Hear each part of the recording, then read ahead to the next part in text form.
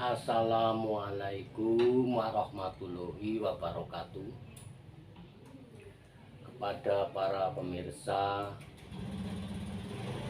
YouTube channel Ismu Yasin dan para pasien yang saya hormati, mudah-mudahan dalam keadaan sehat lahir dan batin serta dimuliakan oleh Allah Subhanahu wa Ta'ala.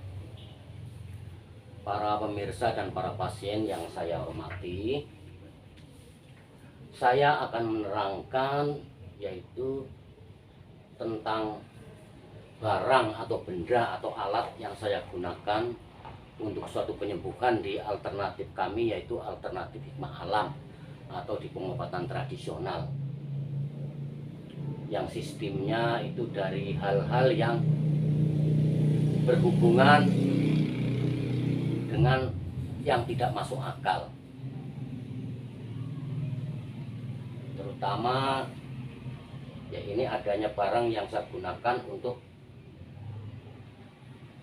menyedot atau menawarkan bisa seperti ular, kelabang, kalajengking dan sejenisnya. Saya gunakan pakai batu ular.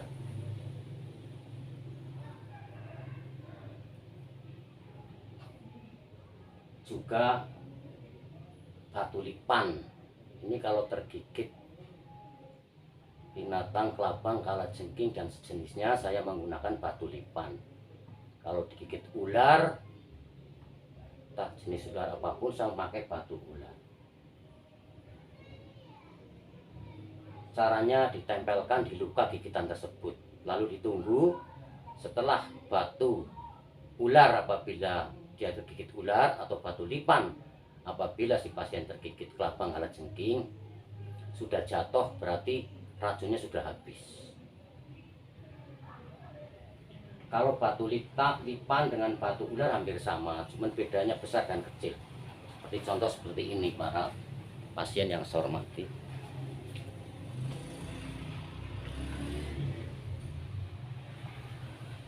Nah, ini yang kecil ini batu lipan, yang lonjong ini yang namanya batu ular. Hampir sama rupanya, cuman beda jenisnya.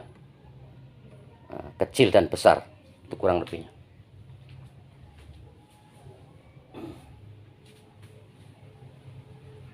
Yang kedua yaitu tanduk kambing hutan. Nah, ini yang saya gunakan untuk menangkal racun atau menyedot racun atau membuang racun. Dan tanduk kambing hutan ini biasanya yang sudah tua, itu cincin atau alisnya atau gertannya itu sampai 21 lebih. Dan tanduk ini sudah lepas dari tulangnya, sudah nyoplok. Saya dapatkan dari orang pedusunan. Seorang dukun terkena penyakit stroke, minta diobati sampai sembuh. Alhamdulillah pertolongan Maha Kuasa sembuh. Walaupun sembuhnya sudah nggak bisa kerja lagi aktivitas, tapi yang jelas sudah bisa jalan, tidur nyenyak, makan enak. Walaupun nggak bisa kerja karena usia udah lanjut.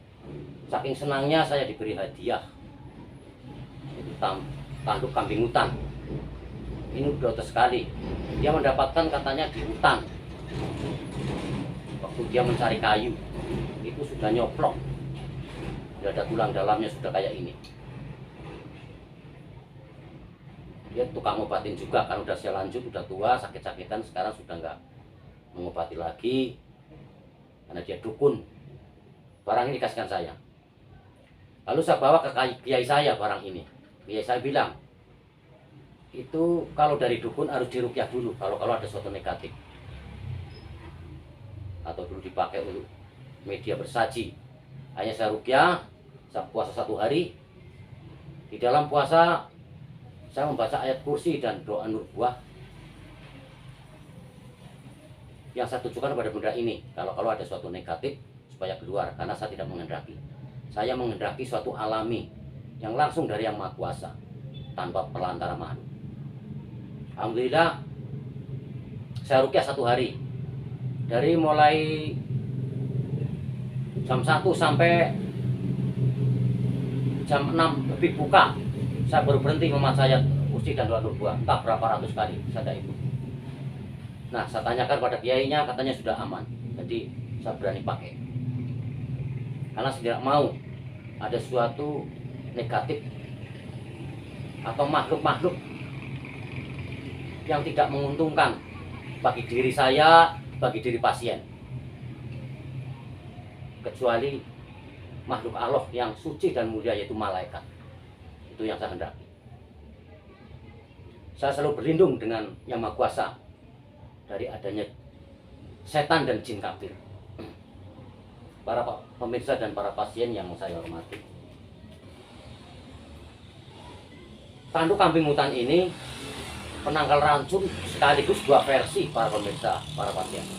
Satu yaitu racun kimia yang timbul secara alam, entah itu dari obat rumput, obat lantai, atau makanan-makanan yang berkimia, itu bisa ditawarkan, diturunkan, yang lantarannya lewat air kencing.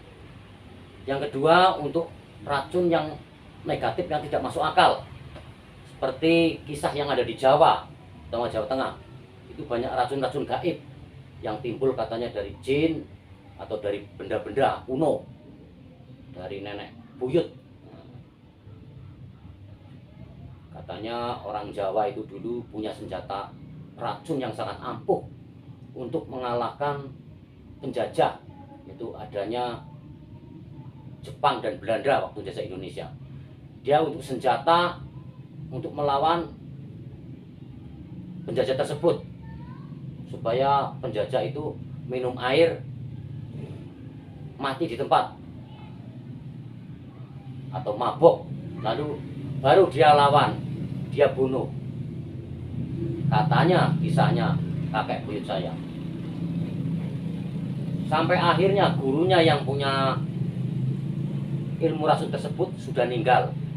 Akhirnya tidak bisa memulangkan setelah Indonesia merdeka. Akhirnya bersarang di tempat orang itu, mbah itu. Akhirnya anak cucunya, putu buyutnya yang tidak tahu menau jadi sasaran karena tidak mau pergi, kecuali tempat itu dipindah. Rumah kakek buyutnya itu harus jangan dihuni karena tempatnya di situ. Nah, kebanyakan masih dihuni oleh anak cucunya. Akhirnya racun gaib yang sudah dikuasai oleh jin kafir akhirnya masih bersarang di rumah itu dan masih mengenai orang. Walaupun dulu tujuannya baik untuk mengusir penjajah atau membunuh penjajah, tapi yang namanya zaman dulu itu zaman kebudan para pemirsa, para pasien. Saringannya bukan Islam. Jadi ada sesuatu ritual kemusyrikan saja. Akhirnya karena anak cucunya itu tidak tahu, menyerang siapapun. Nah, tanduk kambing hutan ini itu bisa untuk menyingkirkan racun yang saya maksud. Seperti contoh, panjenengan masuk ke rumah orang yang punya racun gaib. Ini akan melawan.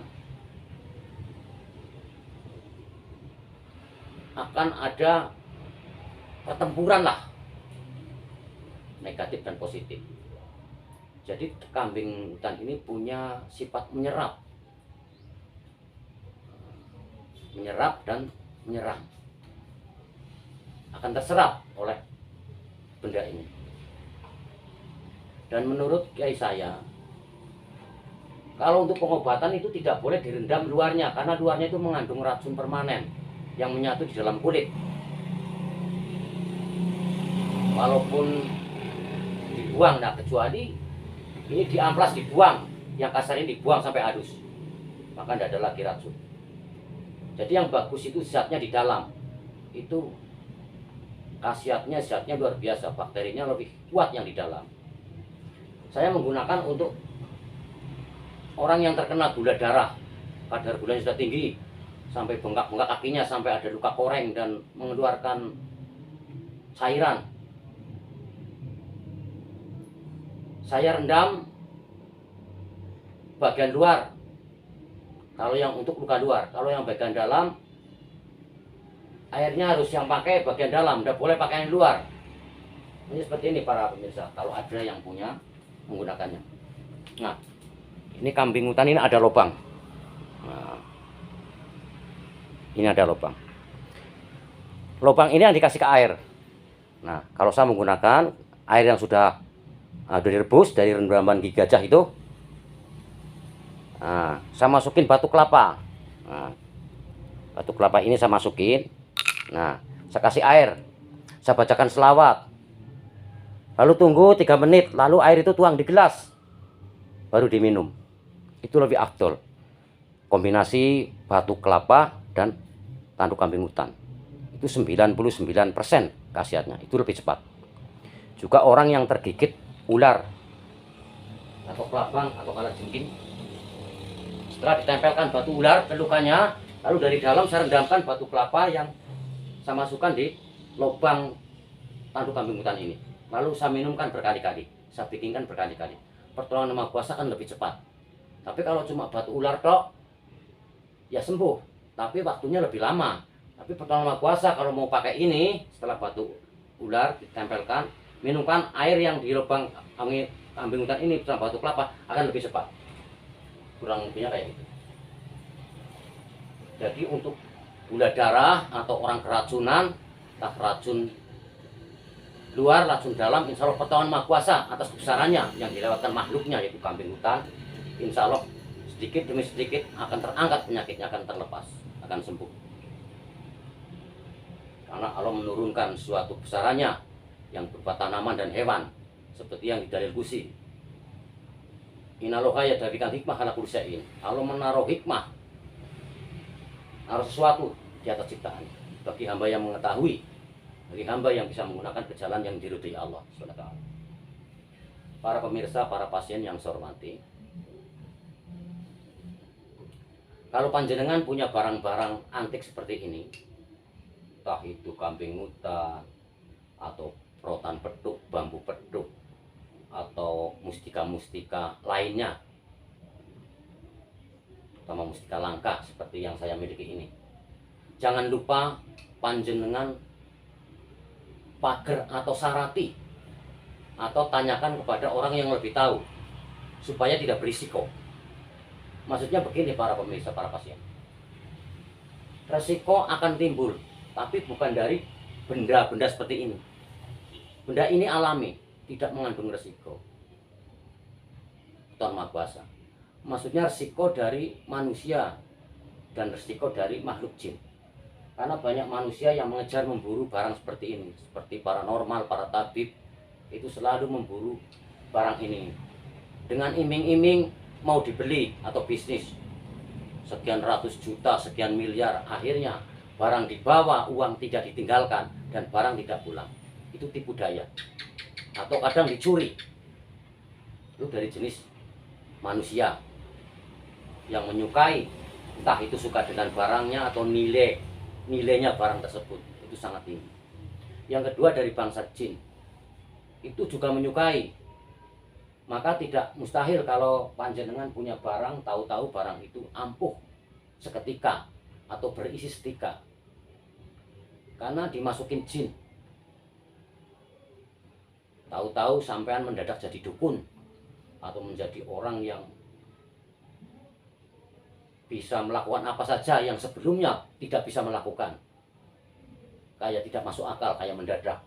Itu dorongan dari jin yang masuk ke barang-barang seperti ini. Maka panjenengan harus tangkal supaya panjenengan aman, juga barang panjenengan aman dari dua jenis makhluk, yaitu satu manusia yang suka menipu atau mengambil barang-barang yang berharga dengan tipu daya. Kedua dari bangsa jin, itu sangat senang juga dengan barang-barang seperti ini, barang-barang yang aji. Jadi panjenengan tangkal, mintakan pada Maha Kuasa, pasrahkan yang kepada Yang Maha Kuasa, karena ini kebesaran Yang Maha Kuasa. Allah mencipta tanpa perantara makhluk, jadi Allah mutlak yang akan menjaganya. Jadi umpamanya diambil orang atau ditipu orang atau dicuri orang, maka orang tersebut tidak akan kuat walaupun hanya 1 hari. Walaupun orang itu berusaha menjual kepada siapapun, tidak akan laku barang itu. Dengan cara apapun adanya cuma menyusahkan, mencelakai, dan menyengsarakan.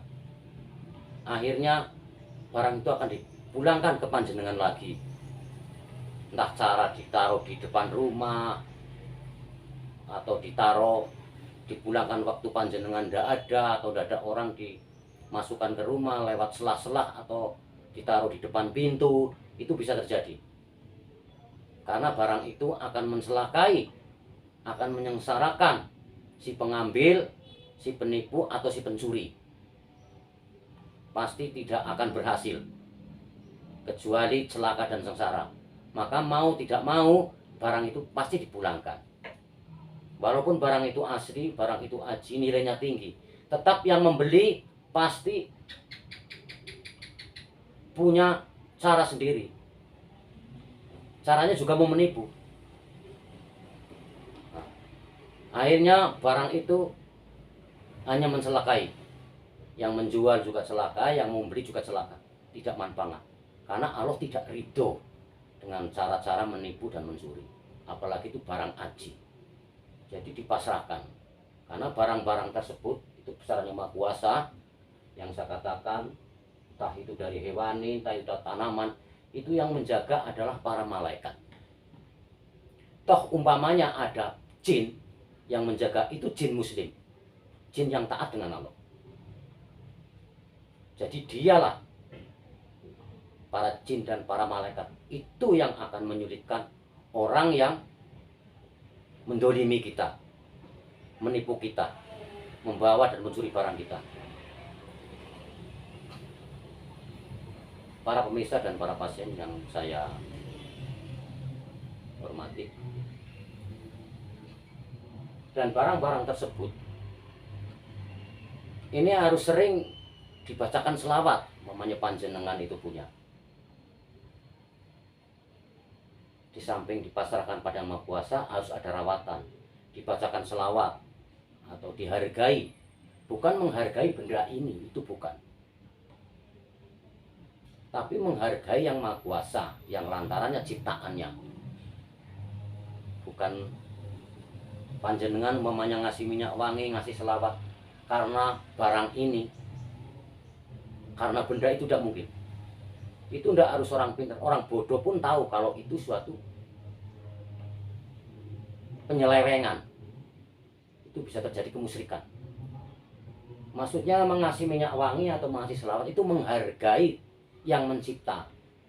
Karena semua barang yang aji, yang bermanfaat bagi orang banyak, terutama untuk menolong orang yang sakit jadi sembuh. Pokoknya barang-barang yang berharga menurut manusia, itu sudah diserahkan oleh Allah pada Rasulullah SAW. Jadi sudah milik Rasulullah secara hakikat. Jadi kita harus melakukan penghargaan, yaitu selawat dengan Rasulullah. Yang kedua, harus sering sedekah pada anak yatim atau orang miskin, supaya barang kita itu lebih berkah, lebih manfaat dunia dan akhirat.